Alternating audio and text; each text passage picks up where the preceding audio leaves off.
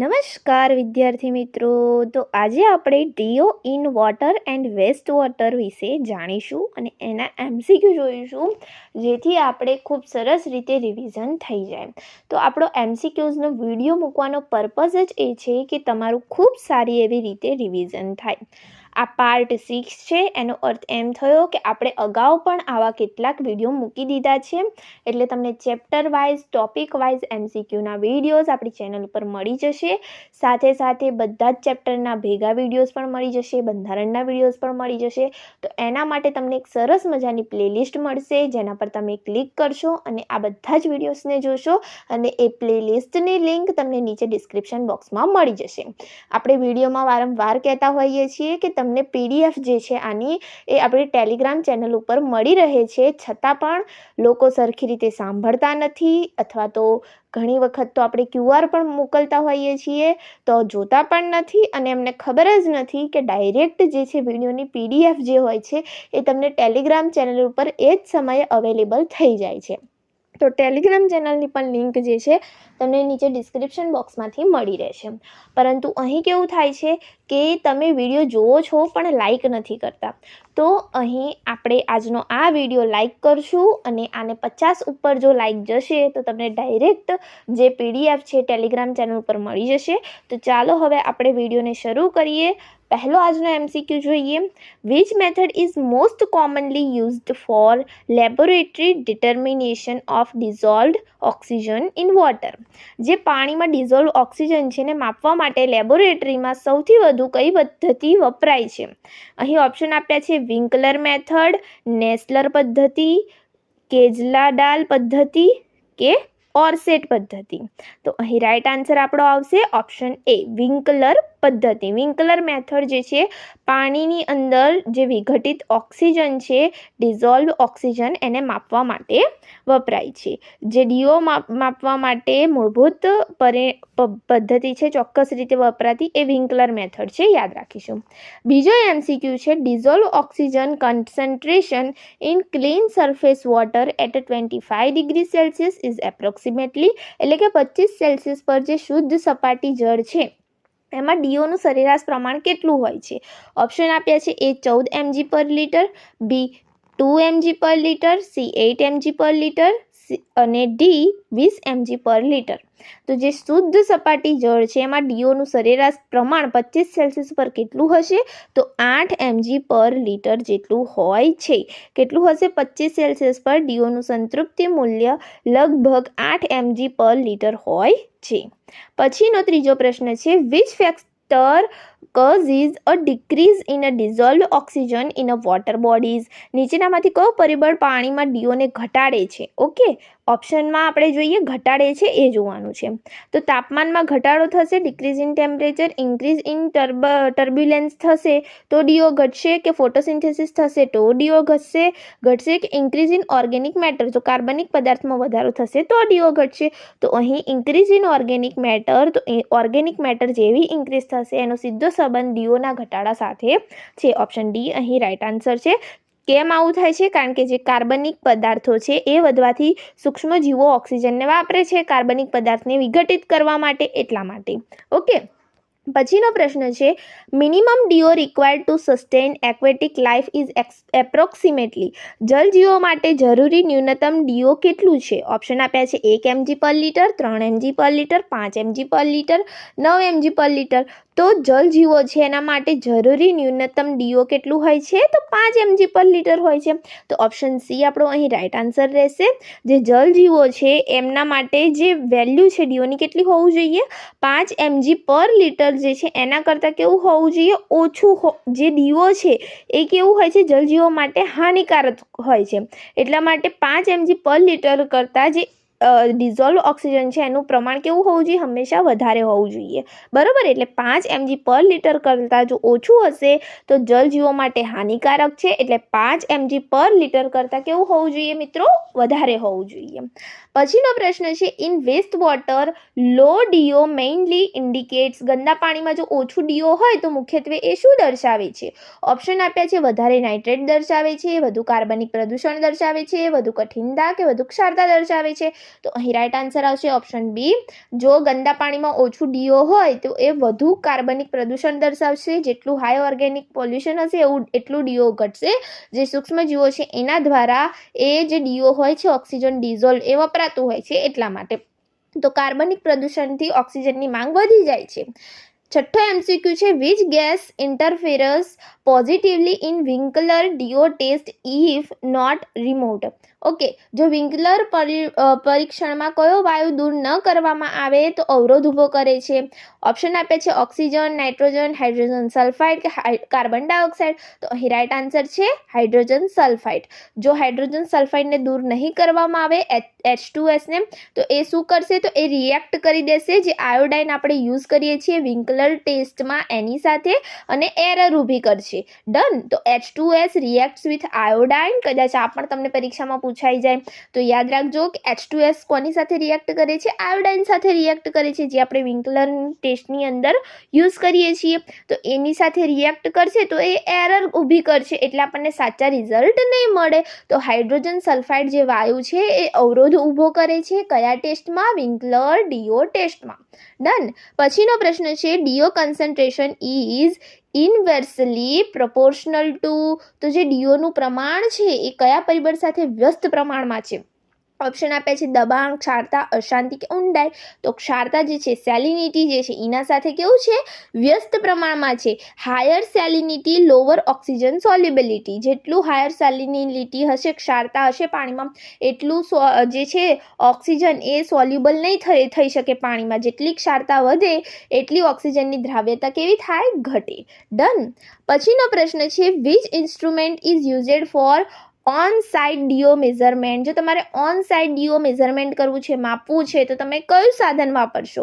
Option આપે છે એ ટર્બિડીમીટર, બી conductivity metre, C ડીઓમીટર કે ડી પીએચ મીટર. તો આપણે ડીઓ માપવા માટે ડીઓમીટરનો યુઝ કરીશું. ક્યાં પણ? On site. ઓકે. પછીનો આજનો આપણો પ્રશ્ન છે high DO level in a river generally indicates. જો નદીમાં વધુ ડીઓ હશે તો એ શું દર્શાવે છે?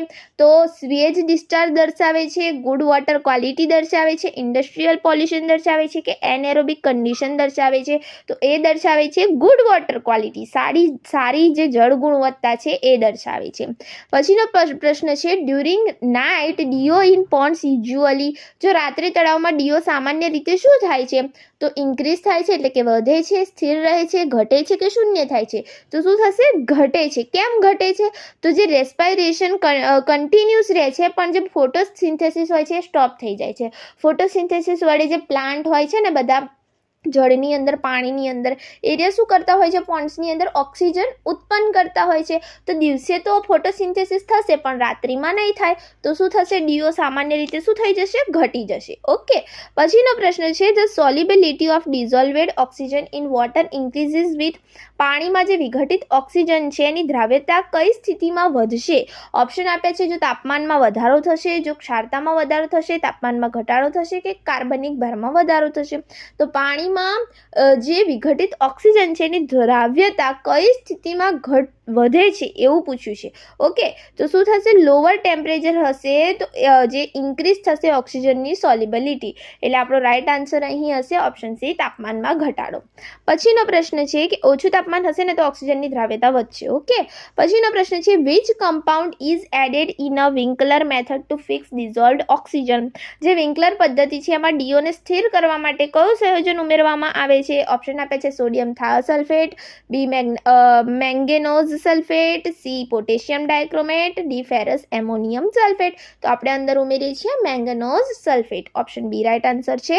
Manganous sulphate reacts with DO to form precipitate. એ શું ફોર્મ કરશે? ડીઓ સાથે રિએક્ટ કરીને પ્રેસિપિટેટ ફોર્મ કરશે.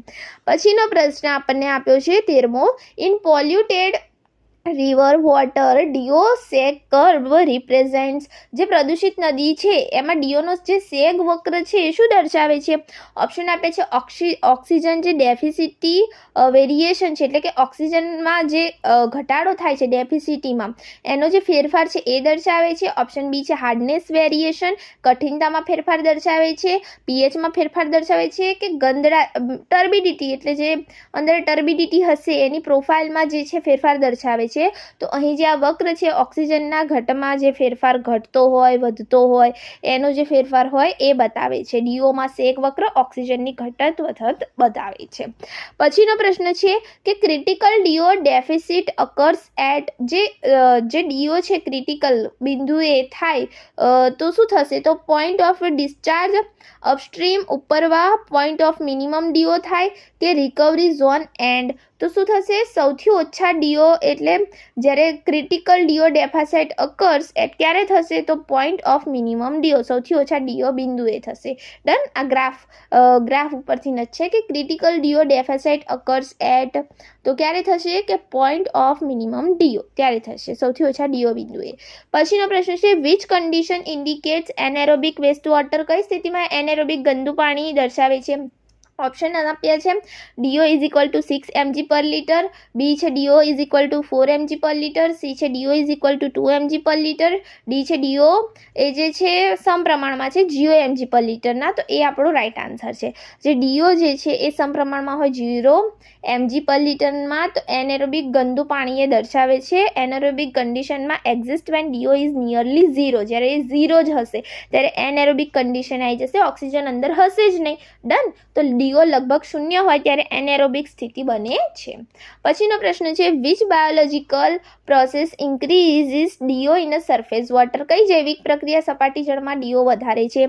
શ્વસનની, વિઘટનની, પ્રકાશસંશ્લેષણની કે નાઇટ્રિફિકેશનની? તો આપણે આગળ જોઈએ એમ ફોટોસિન્થેસિસની પ્રક્રિયા થશે તો ડીઓ વધશે। પછીનો પ્રશ્ન છે high altitude water bodies generally have? તો જે ઊંચા પ્રદેશના જળ સ્ત્રોતો છે એમાં સામાન્ય રીતે શું હશે? તો ડીઓ વધારે હશે, ડીઓ ઓછો હશે કે ડીઓ હશે જ નહીં કે સ્થિર ડીઓ હશે? તો ત્યાં કેવું હશે? ઓછું ડીઓ હશે। ઓકે, ઊંચા પ્રદેશના જે જળ સ્ત્રોતો છે ત્યાં સામાન્ય રીતે ડીઓનું પ્રમાણ ઓછું હશે કારણ કે ઓછી હવા દબાણથી ઓક્સિજનની દ્રાવ્યતા ઘટી જશે। ઉપર જેમ જઈએ એમ ઓછી હવામાં દબાણ કેવું થઈ જશે? ઓછું થઈ જશે, એટલાથી ઓક્સિજનની દ્રાવ્યતા ઘટે છે અને ડીઓ ઓછું હોય છે ઊંચાણવાળા જે પ્રદેશ છે ત્યાં। પછીનો પ્રશ્ન છે DO is an important parameter for assessing? તો ડીઓ કયા મૂલ્યાંકન માટે મહત્વપૂર્ણ પરિબળ છે? ઓપ્શન આપ્યા છે એ માટીની ઉર્વરતા, બી જળ પ્રદૂષણ, સી હવા ગુણવત્તા, ડી ધ્વનિ પ્રદૂષણ? તો જે જળ પ્રદૂષણ છે એના મૂલ્યાંકન માટે મહત્વપૂર્ણ પરિબળ છે ડીઓએ। Okay, dissolve oxygen. પછીનો પ્રશ્ન છે which zone of DO sag curve has maximum biological activity? DO sag વક્રમાં કયા વિસ્તારમાં સૌથી વધુ જૈવિક પ્રવૃત્તિઓ હોય છે? ઓપ્શન આપ્યા છે શુદ્ધ વિસ્તારમાં, વિઘટન વિસ્તારમાં, પુનઃપ્રાપ્તિ વિસ્તારમાં કે સ્વચ્છ જળ વિસ્તારમાં?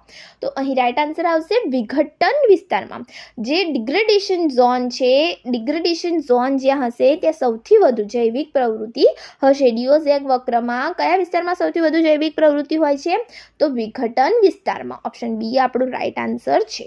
પછીનો પ્રશ્ન જોઈએ 20મો, તો ગંદા પાણી શુદ્ધિકરણમાં એરેશન મુખ્યત્વે શા માટે થાય છે? તો ઇન્ક્રીઝ ટર્બિડિટી, જે ગંદડાશ છે વધારવા, કઠિનતાને દૂર કરવા, ડીઓ વધારવા કે ક્ષારતા ઘટાડવા? તો ડીઓ વધારવા માટે થાય છે। તો ગંદા પાણીમાં શુદ્ધિકરણમાં એરેશન મુખ્યત્વે શું કરવા થાય છે? એરેશન આપીએ ને આપણે, એ મુખ્યત્વે થાય છે ડીઓને વધારવા માટે। ઓપ્શન સી આપણો રાઈટ આન્સર છે। પછીનો પ્રશ્ન જોઈએ which organism is most sensitive to low DO? કયું જે ઓર્ગેનિઝમ છે એ બહુ સેન્સિટિવ છે લો ડીઓ માટે?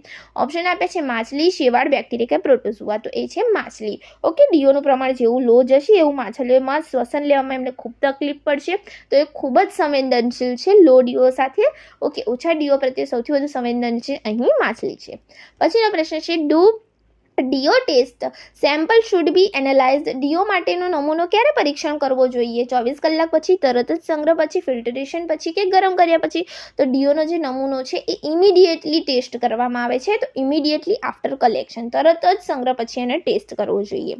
પછીનો પ્રશ્ન છે which factor does not affect DO concentration? કયા પરિબળ ડીઓને અસર કરતો નથી? તાપમાન, દબાણ, રંગ કે ક્ષારતા? તો રંગ એને કોઈ અસર કરતું નથી। ઓપ્શન સી રાઈટ આન્સર છે। પછીનો પ્રશ્ન જોઈએ તો in summer season DO in water bodies generally? ઉનાળામાં જળ સ્ત્રોતોમાં ડીઓ સામાન્ય રીતે શું થાય છે? ઓપ્શન આપ્યા છે એ વધે છે, બી ઘટે છે, સી સ્થિર રહે છે, ડી બમણું થાય છે? ઓપ્શન બી અહીં રાઈટ આન્સર રહેશે કે ડીઓ શું થશે? સામાન્ય રીતે ઘટશે, તો ડિક્રીઝ થશે। ઓપ્શન બી અહીં રાઈટ આન્સર રહેશે। પછીનો 25મો પ્રશ્ન જોઈએ which chemical is used to titrate iodine in DO test? જે ડીઓ પરીક્ષણ કરીએ છીએ એમાં આયોડીન જે છે આપણે યુઝ કરીએ છીએ, રાઈટ? તો એને એને ટાઇટ્રેશન માટે તમે શું વાપરશો? ઓપ્શન આપ્યા છે sodium hydroxide, sodium thiosulphate, potassium iodide કે સલ્ફ્યુરિક એસિડ. અહીં રાઇટ આન્સર આવશે ઓપ્શન બી. આપણે સોડિયમ થાયોસલ્ફેટનો યુઝ કરીશું ટાઇટ્રેશન માટે. ડન. ટાઇટ્રેશન માટે તમે અહીં સોડિયમ થાયોસલ્ફેટનો યુઝ કરશો. ઓકે, પછીનો આપણે પ્રશ્ન જોઈએ. જે સુપર સેચ્યુરેશન ઓફ ડીઓ છે એ મેં કઝ, તો ડીઓનું અતિ સંતૃપ્તિ જે છે એ શું પેદા કરી શકે છે? અતિ સંતૃપ્તિ એ શું પેદા કરી શકે છે? ઓપ્શન આપ્યા છે માછલીનું ગળું ઘૂંટવું, ફિશ સફોકેશન, બી છે ગેસ બબલ ડિસીઝ, સી છે યુટ્રોફિકેશન, ડી છે કોરોઝન. તો એનાથી શું થશે? ગેસ બબલ ડિસીઝ થશે. ઓકે, તો જે સુપર સેચ્યુરેશન ઓફ ડીઓ છે એ શું કઝ કરી શકે છે? તો gas bubble disease. Option B આપણો રાઇટ આન્સર છે. એક્ઝામ માટે થોડો ઇમ્પોર્ટન્ટ છે, યાદ રાખીશું. પછીનો પ્રશ્ન જોઈએ. Which zone of river has lowest DO? નદીના કયા વિસ્તારમાં ડીઓ સૌથી ઓછું હશે? શુદ્ધ વિસ્તારમાં, સેપ્ટિક વિસ્તારમાં, પુનઃપ્રાપ્તિ વિસ્તારમાં કે સ્વચ્છ જળ વિસ્તારમાં? તો અહીં રાઇટ આન્સર છે ઓપ્શન બી, સેપ્ટિક ઝોનમાં. ઓકે, ડીઓ સૌથી ઓછું કયા ઝોનમાં હશે? તો સેપ્ટિક ઝોનમાં. યાદ રાખજો, ખૂબ યાદ રાખજો. બધા પ્રશ્નો MCQ તમને એક્ઝામમાં ખૂબ હેલ્પફુલ થઈ રહે એવા છે. એક્ઝામ પહેલાં જો એક વખત પણ વિડીયો જોયો હશે તો 100% એક્ઝામમાં તમને હેલ્પફુલ થવાના જ છે.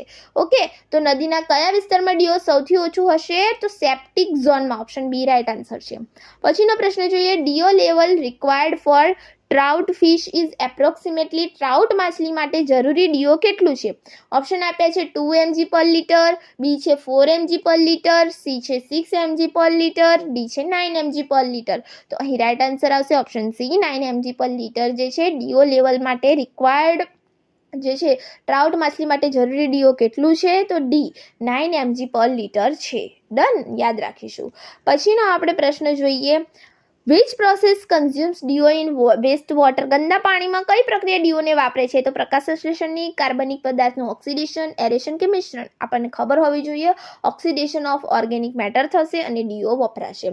તો ઓપ્શન બી રાઇટ આન્સર છે, કાર્બનિક પદાર્થનું ઓક્સિડેશન. પછીનો પ્રશ્ન જોઈએ. આજનો છેલ્લો પ્રશ્ન. Low DO in water ultimately leads to, પાણીમાં ઓછું ડીઓ અંતે શું કરે છે? તો જીવ વૈવિધ્ય છે વધે છે, માછલીઓનું મૃત્યુ થાય છે, સ્વાદ સુધરે છે કે પ્રદૂષણ ઘટે છે? રાઈટ આન્સર આવશે માછલીઓનું મૃત્યુ થશે, ફિશ મરી જશે. ઓકે, લો ડીઓ હશે તો કેટલાથી લો? 5. જોયું ને આપણે? ઓકે, તો અહીં આપણો સરસ મજાનો વિડીયો પૂર્ણ થાય છે. હું આશા રાખું છું કે તમને આજનો આ વિડીયો ખૂબ જ હેલ્પફુલ થઈ રહેશે. અને જો વિડીયો ગમ્યો હોય તો પ્લીઝ આને લાઇક કરો. 50 લાઇક પછી આપણે PDF જે છે ટેલિગ્રામ ચેનલ પર મૂકી દઈશું. 100% તમે લાઇક કરવાનું ભૂલી જાઓ છો એટલા માટે. તો જો નવા છો ચેનલ પર તો આને સબસ્ક્રાઈબ કરો. તમારા જેવા બીજા એસ્પિરન્ટ્સ સાથે આ વિડીયોને શેર કરો.